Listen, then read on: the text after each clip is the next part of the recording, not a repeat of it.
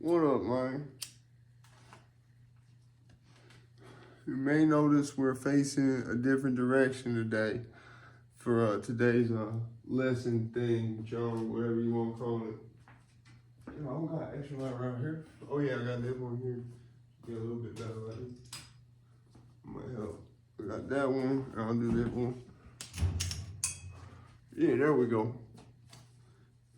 So, I'm by no means any type of guitar tech, any type of repairman.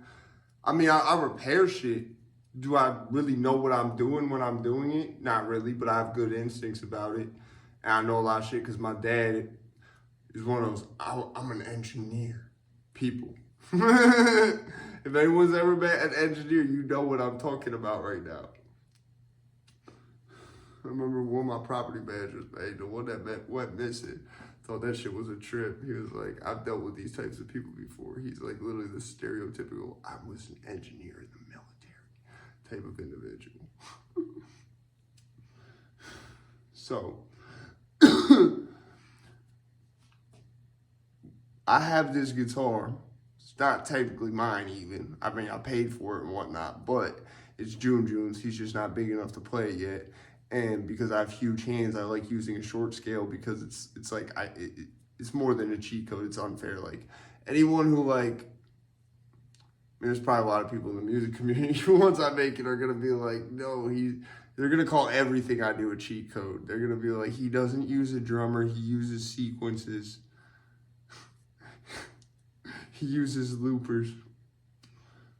Like y'all think like drum triggers and shit is like a fucking some type of cheat code. You still have to like, you feel what I'm saying, do something. It doesn't just do it on its own, you know? I have no need to know what the fucking drum trigger is. Do you see a drum set around here? I will never get one either. That is the most pain in the ass of an instrument there ever was. Just give it size, setup, everything. No thank you. But fucking, I even said, cause I was like, for whatever reason, I seen these shits pop up on my Amazon. I'm like, the drum triggers, I'm like, that can't be what it sounds like. I know how music is. It's the type of shit where it's common sense, but some of the terminology, it's almost like was designed to be like a trick question and be like, no, it's not that. You really thought it was that. Yeah, no, we made it sound like that's exactly what it was. It's not. Like, I really thought, I was like, there's no way they play the drums for you. And they don't. But the name drum trigger makes you think that. It basically lets you sequence the drums live. You know what I'm saying? But you still have to provide, on I guess a lot of them, some pressure for it to do. But so, like, for example, if you hit the kick, it'll roll the kick for you. But you still have to hit the kick. There's different ones, I guess. That was a whole sideways conversation right there. It was a side mission. But the point of this video is probably the cheapest guitar in my possession that I own. Like I said, this is June's. Technically, he's not big enough to even hold the shit yet. But in a year or two, this is an Ibanez Paul Gilbert Micro. I think I spent like $200 exactly on this. And when I got it, see, there's a couple things that I don't like that they did here. That if I was some type of like luthier or something, I would go out my way to like fix, but I'm not going to be drilling into this shit. I don't care where I got it is good enough right now. Cause one of the Amazon reviews is like, I had to put $200 or $300. He had to pay like more months worth to get the shit working. I was like, bro, you got scammed. You should just know how to do the basic shit yourself. The whole point of this right here, right? The whole reason that Leo Fender did this was so you wouldn't have to you could repair the shit yourself. You wouldn't, you know what I'm saying? You just get a new neck, make sure it has the same bolt routings, and, you know, just goes on like that. It was designed to be like some shit, like you could fix it yourself if you had the most basic of know-how. Like you didn't need no type of special schooling to know how to fix it. Like if you just knew general like shit and you had someone like with YouTube, it's so easy. That's how I was able to fix this. I found this dude's channel. The dude's actually a doctor. I could tell just by the way he was talking, like his speech pattern, he was a doctor, which is kind of weird. It made me think of the Matrix. But it's like, yo, why do doctors always have like the same way of talking?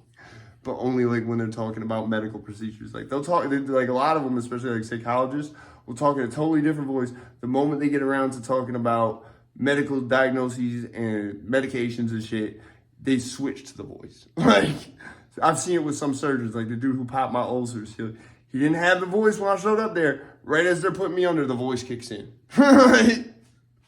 And then I woke up in the recovery room. So yeah, so basically, I've had this for like 3.5 years. I bought it like right after he was born. And I got the Trump money. I was like, yo, I gotta get it. I was like, it's his birthday. You know what I'm saying? I'm gonna get it for his birthday. Casey's like, you can't even fucking play this shit. I said, I don't care. He will one day. He'll want to. He does want to. He tries to, but like one of us has to hold it for him. It's a big pain. He can't really do anything with it when we do that. So, we just hold off on it. But, so yeah, there's a few things that I would have done differently if I was building this. First off, this would not happen right here. I would never do that. I would never not have one of these going there. That's just, I don't know why they did that. I mean, I guess you can, it works, but the other thing is it's a short scale. So tuning it is a bitch.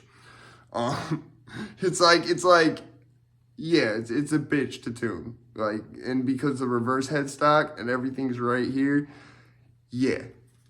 But, so for like years, literally now, I've been like, why won't the neck just get right enough? I'm doing saddle adjustments. I'm doing fucking truss rod. The truss is as good as you can get it. Like, I learned how to do a truss rod by having this guitar in my Fender. Like, you feel what I'm saying? I learned how you supposed to do that shit. And so I never thought, yo, just try loosening, adjusting, and then retightening these screws. And that's what I did. And you could see it in the Don't Drag Me Down video. This is not playing right. It's still not like, it has, I'd say, worse action than the other ones, but it's not a bad action. And I'll show you all that in a second right now. Yeah, this is basically the end result.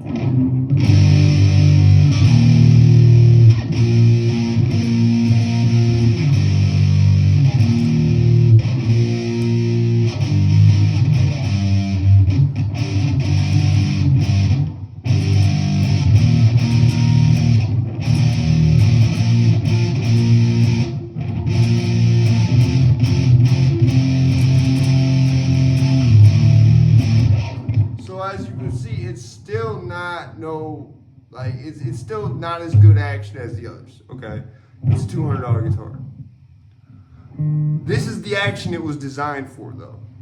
You see what I'm saying? I promise if I put some fast fret on this bitch, this shit will have action like the others. The only thing is because of certain things they did, like with the bridge, when they put the bridge together, and then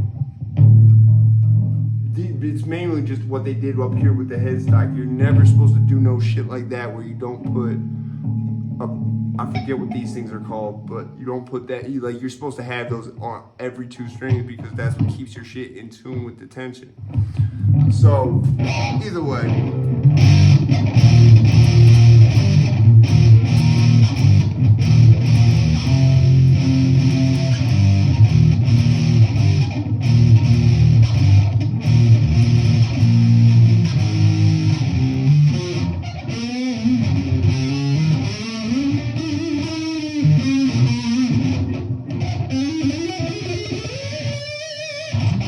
See what I'm saying?